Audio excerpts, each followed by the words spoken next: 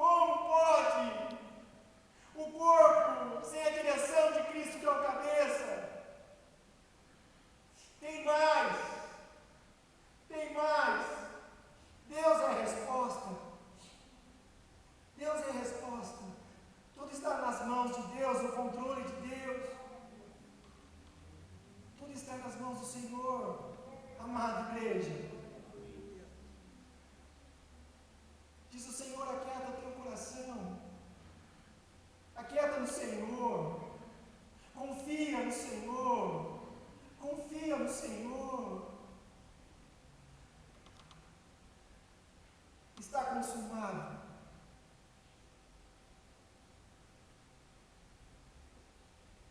O castigo que nos traz a paz estava sobre ele.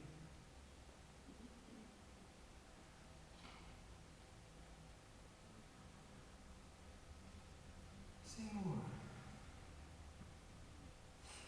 Pai, é a tua igreja, Senhor.